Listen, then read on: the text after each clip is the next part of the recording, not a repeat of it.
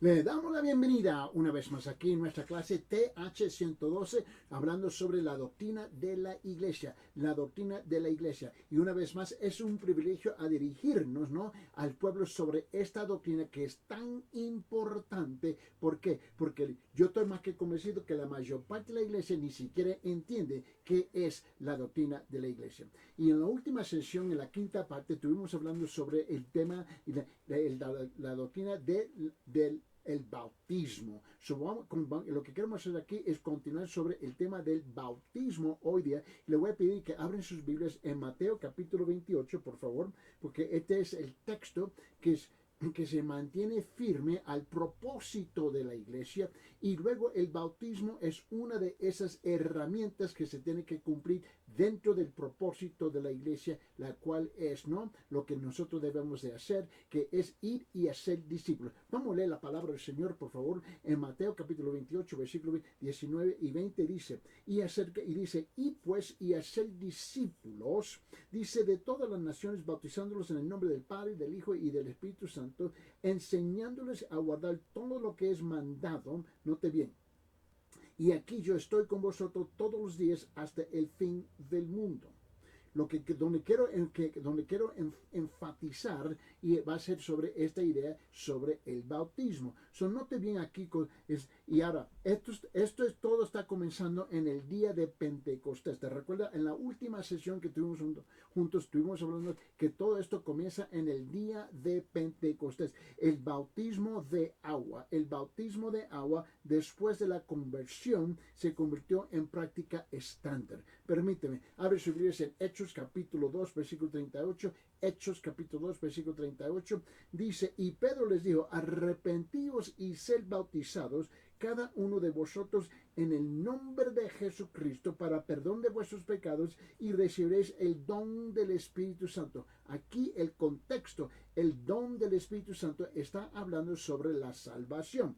Y eso lo notamos también en Hechos capítulo 2, versículo 41, lo habíamos compartido la última vez. En Hechos capítulo 8, versículo 12 también. En Hechos capítulo 8, versículo 36, 37, 38. También en Hechos capítulo 9, versículo 18. También en Hechos capítulo 10, versículo 47, 48. Hechos capítulo 16, 14 y 15. Hechos capítulo 16, versículo 33. Hechos capítulo 18, versículo 8. Y también Hechos capítulo 19, versículo 4. Y Hechos capítulo 19, versículo 15. Ahora, el significado del bautismo, ¿no?, simboliza lo que sucedió cuando fuimos salvos o salvados, ¿no? Y simboliza la obra de la regeneración, el nacer de nuevo, ¿no?, del Espíritu Santo, haciéndonos espiritualmente nuevos. Y eso es importante de captar. Y eso es importante. Ahora, este ritual que ha sido tradicional dentro de la iglesia, el ritual del bautismo, es administrado por otros. Es administrado por otros exteriormente después de ser salvos. No antes de ser salvos, pero después de ser salvos. Ahora, otra cosa que quiero que usted note también, que en ninguna parte de la Biblia, sea el Antiguo Testamento o ni siquiera y especialmente en el Nuevo Testamento, no existe la idea, escuche bien, que solamente el ministro o el pastor es el único que está calificado, el único que está autorizado para bautizar.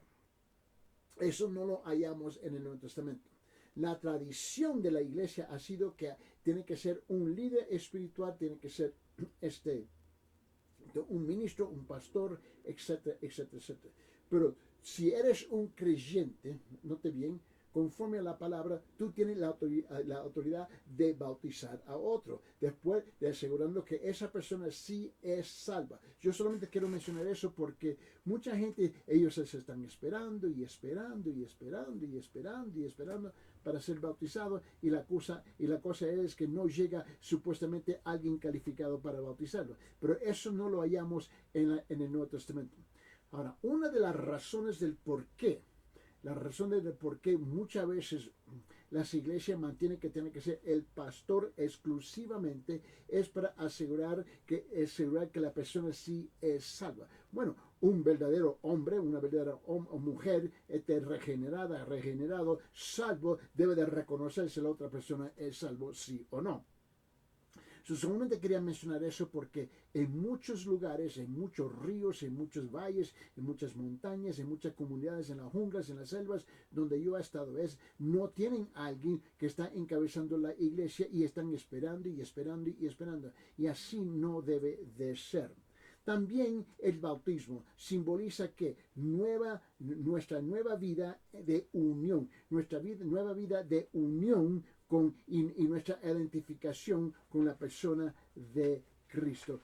Ahora, vamos a llegar al método. El punto número 4, habíamos tratado la última sesión, en la quinta sesión, hoy es la sexta, número 6, parte número 6, y estuvimos hablando del punto número 1, punto número 2, punto número 3, y ahora llegamos a punto número 4. Punto número 4, el método. El método, escuche bien, inmersión en agua es el método en cualquier momento después de la conversión parece más apropiado. En cualquier momento después de la conversión parece más apropiado. Tenemos que comprender eso. Es inmersión en agua. Y nota bien que la inmersión encaja en la importancia y en los primeros ejemplos del bautismo. Ahora, aquí se está pintando un cuadro. El bautismo, inmersión de agua, ¿no? Note bien, lo que estamos simbolizando es esto. La persona está siendo sumergida en las aguas, que es un símbolo de la muerte de Cristo.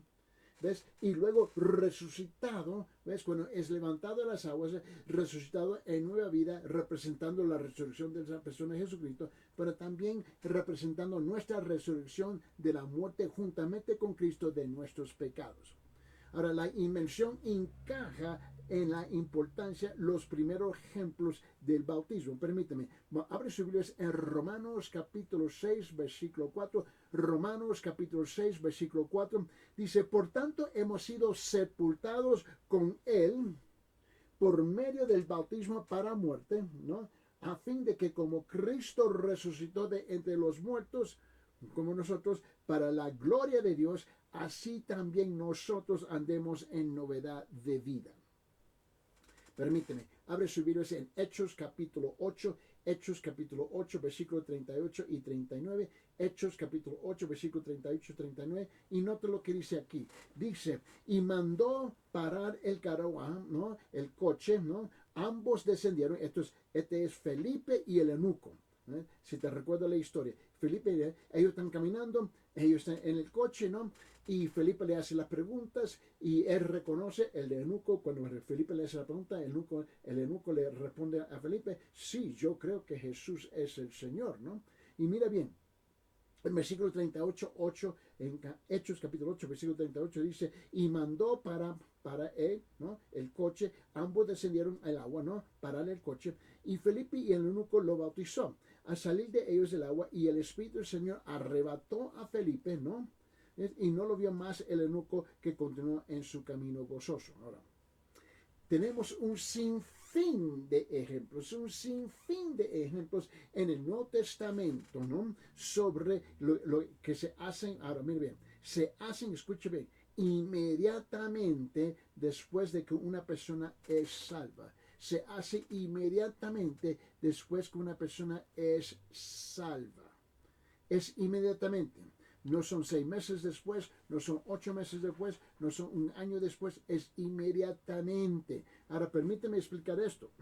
Porque así, cuando una persona se salva, ¿no? Se da cuenta del significado. Se da cuenta del significado del bautismo. Parece ser el momento adecuado cuando la persona se da cuenta, yo soy salvo. Me he arrepentido de mis pecados. Cristo murió y pagó el precio de mis pecados, porque Él es el único hombre ideal, representativo, modelo, el perfecto que pudo morir por mis pecados, porque yo no califico para morir por mis pecados. Él sí. Y ahora yo quiero simbolizar, ¿ves? Este acto, este hecho, este acontecimiento, esta realidad que he sido salvo a través de las aguas del bautismo. Permíteme, abre su Biblia en Hechos capítulo 2, versículo 41. Hechos capítulo 2, versículo 41, y dice, entonces los que habían recibido su palabra fueron bautizados. Ahora, tú te recuerdas que después de recibir la salvación, esta gente fueron bautizados y se añadieron aquel día como 3,000 almas. Te puedes imaginar que en Hechos, ¿no? Pedro está predicando. Más de 3,000 personas llegaron a los pies del Señor Jesucristo, recibieron al Señor y fueron inmediatamente bautizados. ¿Mm? Permíteme, Hechos capítulo 8, versículo 12. Note bien lo que estamos haciendo. Enseñando, repitiendo, enseñando, repitiendo, enseñando, repitiendo. Para encajar esta idea que el bautismo es inmediatamente después de ser salvo. En Hechos capítulo 8, versículo 12, dice esto. Pero cuando creyeron a Felipe, que anunciaba las buenas nuevas del reino de Dios y el nombre de Cristo Jesús, se bautizaban tanto hombres como mujeres. Permíteme una vez más, Hechos capítulo 8, versículo 36, versículo 8, versículo 36, dice, yendo por el camino, llegaron a un lugar donde había agua, y el eunuco dijo, mira, agua, ¿qué impide que yo sea bautizado? Nota la pregunta, ¿qué impide que yo sea bautizado? Felipe le responde en el siguiente versículo, versículo 37, y le dijo, si crees que en todo tu corazón puedes, respondió, y él dijo, creo que Jesucristo es el Hijo de Dios. Ahora note bien en versículo 38, y mandó parar el carruaje, ¿no? Ambos descendieron al agua y Felipe y el eunuco lo bautizó. Una vez más, fue inmediatamente. Hechos capítulo 9, versículo 18. Hechos capítulo 9, versículo 18 dice, al instante cayeron de sus ojos como unas escamas, hablando de ahora el apóstol Pablo, cuando él llega a ser salvo. Al instante cayeron de sus ojos como unas escamas y recobró la vista y se levantó y fue bautizado. Una vez más, ¿no? Lo que estamos haciendo, enseñando, repitiendo, repitiendo. Hechos capítulo 10, por favor. Abre su Biblia en Hechos capítulo 10, versículos 47 y 48. Y dice, ¿puede acaso alguien negar el agua? Mira bien, note la pregunta aquí. Y el contexto de la pregunta es el bautismo. Ese es el contexto de la pregunta. Pues, ¿puede acaso alguien negar el agua para que sean bautizados estos que han recibido el Espíritu Santo lo mismo que nosotros, en otra palabra, que han recibido la misma salvación que nosotros? Y mandó que fueran bautizados en el nombre de Jesucristo. Entonces le pidieron que se quedara con ellos unos días. Note bien, ¿cuándo sucede esto? Inmediatamente después, inmediatamente después, inmediatamente después. Ahora vamos a Hechos capítulo 16. Por favor, abre su Biblia en Hechos capítulo 16, versículos 14 y 15. Y note bien. Y estaba escuchando cierta mujer llamada Lidia, de la ciudad de Tiatira, vendedora de telas de púrpura, y que adoraba a Dios. Y el Señor abrió su corazón para que recibiera lo que Pablo decía. Y cuando ella y su familia se bautizaron, nos rogó diciendo, si juzgáis que soy fiel al Señor, venid a mi casa y quedaos en ella, y nos persuadió a ir. Nota bien, esto sucedió que inmediatamente después. Ahora quédase conmigo. Hechos capítulo 16, versículo 33. Versículo 33 en este mismo capítulo de Hechos capítulo 16. Y dice, y él los tomó en aquella misma hora de la noche y le lavó las heridas, y enseguida fue bautizado él y todos los suyos inmediatamente. Ahora note bien, Hechos capítulo 18, versículo 8. Hechos capítulo 18, versículo 8 dice esto. Y Crispo, el oficial de la sinagoga, creyó en el Señor con toda su casa, y muchos de los corintios al oír creían y eran ¿qué? Bautizados inmediatamente. Ahora, antes que se me olvide, los niños pequeños que son salvados pueden esperar. Ahora yo quiero a ver si puedo presentar una cauteleza aquí, una precaución aquí. Los niños que son salvados pueden esperar sabiamente hasta que comprenden el significado del bautismo. Ahora, pero escúcheme, no hay apoyo bíblico para bautizar a los infantes con agua. No hay ningún apoyo bíblico para bautizar a los infantes con agua. Y no importa si tú estás leyendo la Biblia católica o la Biblia evangélica, es que no lo vas a encontrar. Una cosa más que yo quiero mencionar aquí, y entiendo el porqué.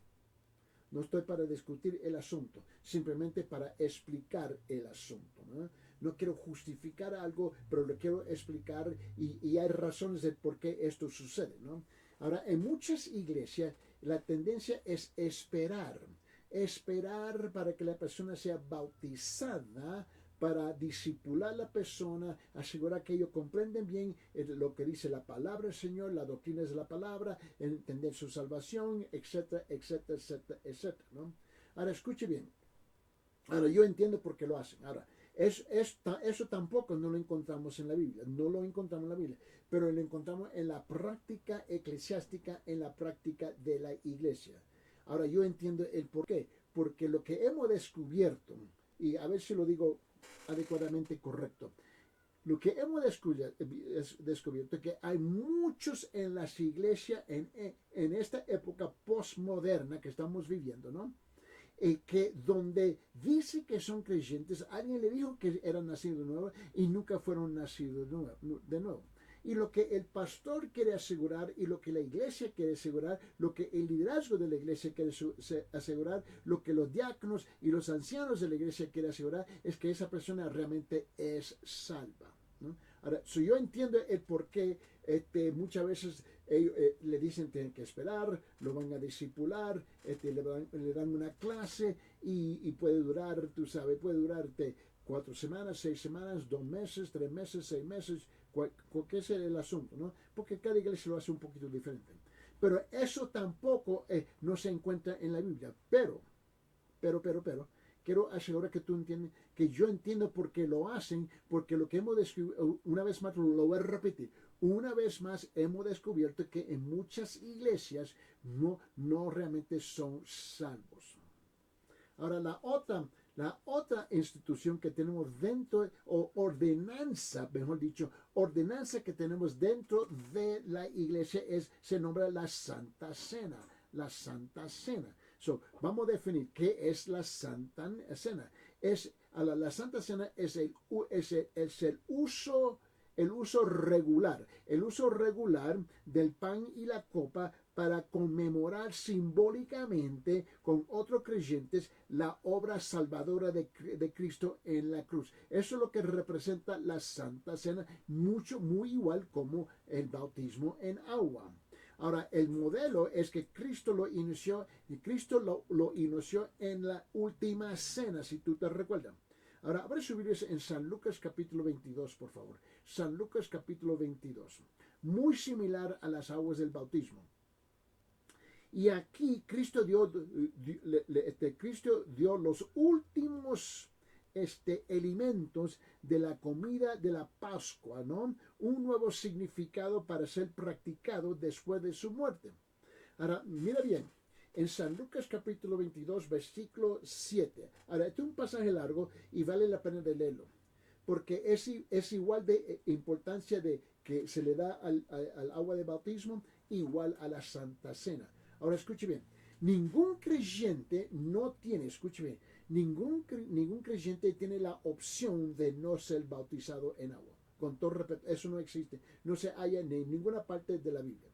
Y tampoco ningún creyente tiene la razón legítima por cual no participar en la Santa Cena.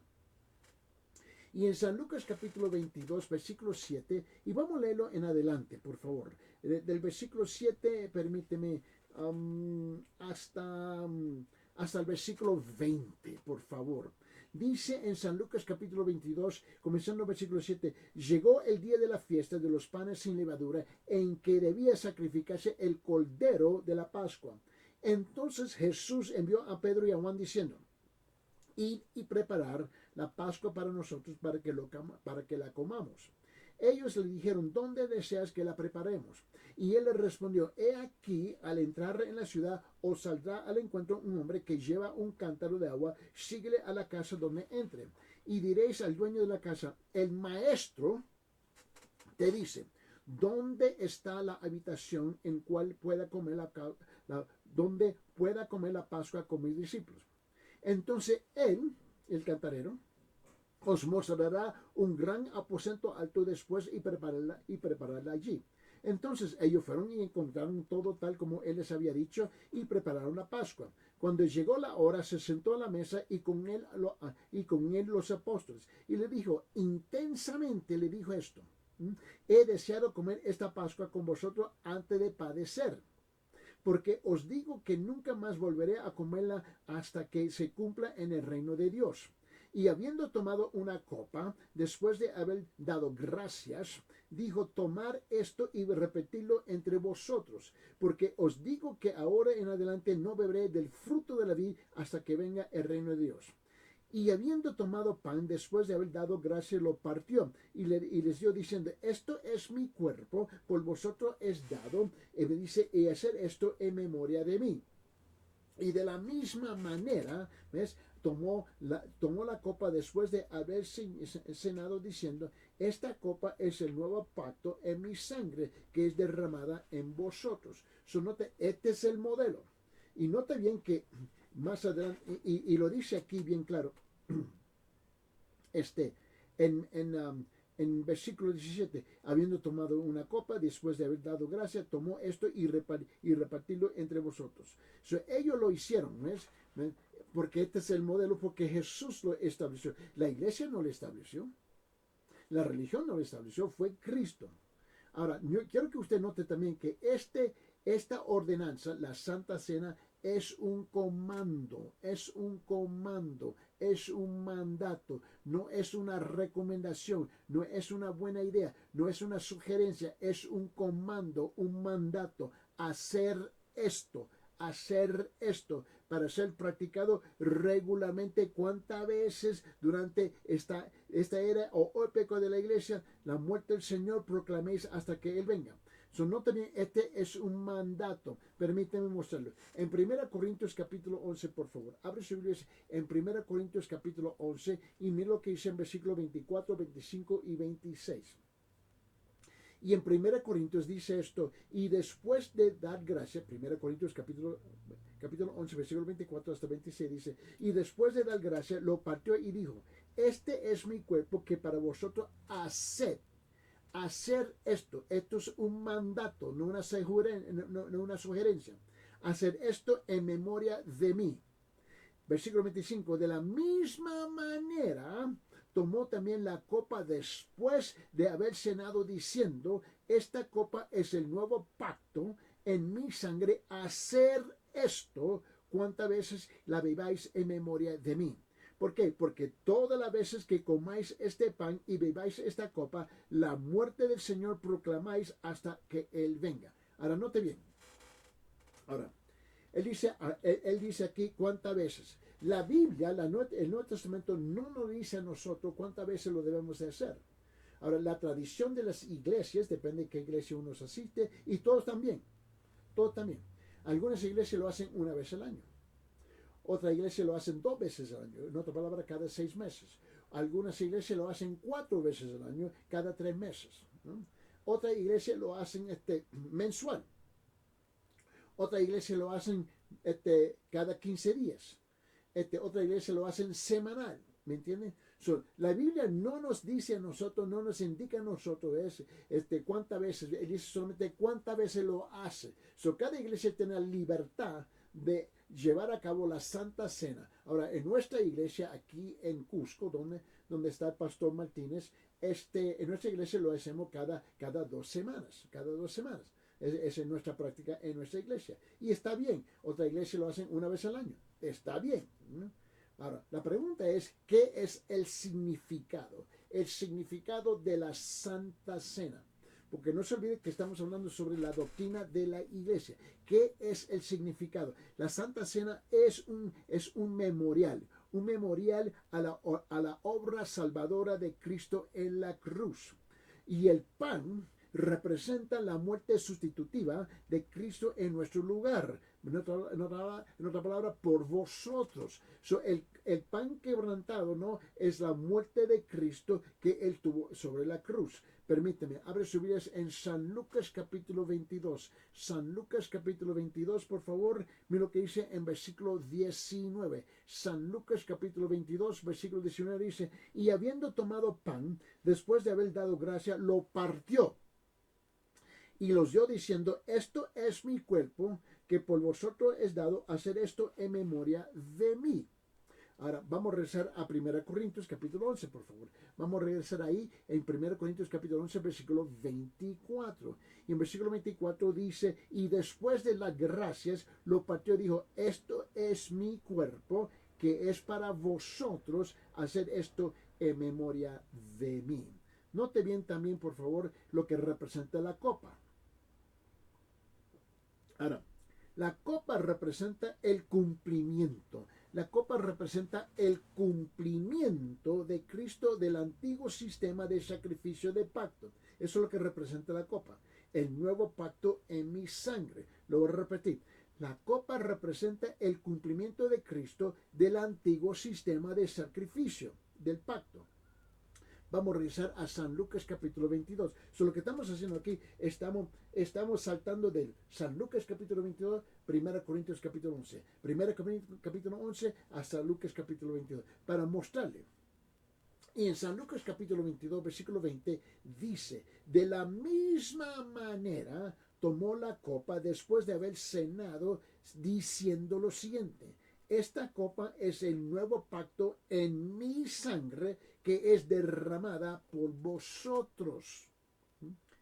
Cristo estaba ya profetizando lo que iba a suceder. Ahora note en 1 Corintios capítulo 11. Vamos a regresar a 1 Corintios capítulo 11, donde ya se ha realizado, ya se ha consumido esta profecía, se ha cumplido. En 1 Corintios capítulo 11, versículo 25 dice, de la misma manera tomó también la copa después de haber cenado diciendo, esta copa es el nuevo pacto en mi sangre. Hacer esto cuantas veces la bebáis en memoria de mí. Ahora, ¿cuál es el método para compartir la Santa Cena? ¿Cuál es el método para cumplir con la Santa Cena? Bueno, la forma de la iglesia primitiva, ¿no? La fiesta del amor era una comida compartida, ¿no? Ellos tenían una comida compartida, o como nosotros lo nombramos hoy, la conanía, ¿no? Y ellos se sentaban para comer juntos, ¿no? Ahora, note bien ahora, la razón por qué eso sucede. Tú te recuerdas que cuando Cristo estaba con sus discípulos, ¿te recuerdas? Ellos estaban cenando. Después de cenar juntos es cuando Él vino a instituir, ¿ves? Lo que nosotros nombramos la Santa Cena en esa última cena que Él tuvo con sus discípulos.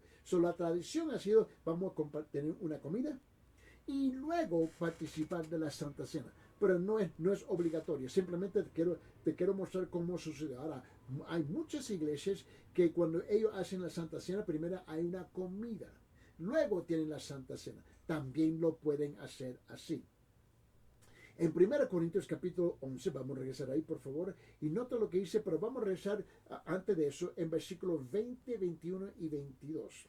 Porque te recuerda que habíamos comenzado varias veces con versículo 22. Pero vamos a retroceder hasta versículo 20 en 1 Corintios capítulo 11. Dice, por tanto, cuando os reunís, esto ya no es comer la cena del Señor, porque al comer cada uno toma primero su propia cena y uno pasa hambre y otro se embriaga. ¿Qué? Que tenéis casas dice, no tenéis casas para comer y beber, o menospreciar la iglesia de Dios y avergonzáis a los que nada tienen, o qué os diré, os alabaré, esto no os alabaré. Hubo obviamente en la iglesia de los Corintios hubo dificultades, hubo problemas, porque algunos podían comer, otros no podían comer, especialmente los pobres no podían comer porque no traían lo suficiente, etcétera, etcétera, o no tenían nada, etcétera, etcétera, etcétera. Es aquí donde nosotros tenemos que tener mucho, mucho cuidado. Si es que vamos a participar de la Santa Cena de esta forma, vale más asegurar que todos están participando.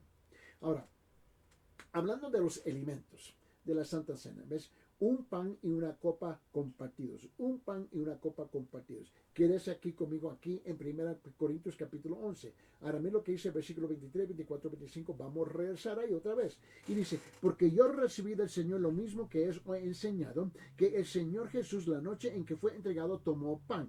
Y después de la gracia lo partió y dijo, esto es mi cuerpo que es para vosotros, hacer esto en memoria de mí. De la misma manera tomó también la copa después de haber cenado, diciendo, esta copa es el nuevo pacto en mi sangre. Hacer esto cuantas veces la bebéis en memoria de mí. Ahora, el hecho, ¿cómo lo digo? El hecho semanalmente cuando la iglesia se reunía. ¿Ves? Y eso es importante, permíteme, te lo voy a mostrar. En Hechos capítulo 20, versículo 7 dice esto. Ellos lo hacían semanalmente, como nosotros lo conocemos hoy día, el domingo, hoy día. Hay iglesias que lo hacen semanalmente. ¿Por qué? Porque en Hechos capítulo 20, versículo 7 lo justifica y lo permite. Dice esto en Hechos capítulo 20, versículo 7, el primer día de la semana, que para nosotros es el domingo, cuando estábamos reunidos para partir el pan, Pablo les hablaba, pensando partir el día siguiente, prolongó su discurso hasta la medianoche. Ahora, en ese mismo capítulo, en versículo 11, en Hechos capítulo 20, versículo 11, dice, y volviendo arriba, después de partir el pan y de comer, conversó largamente con ellos hasta el amanecer, entonces se marchó.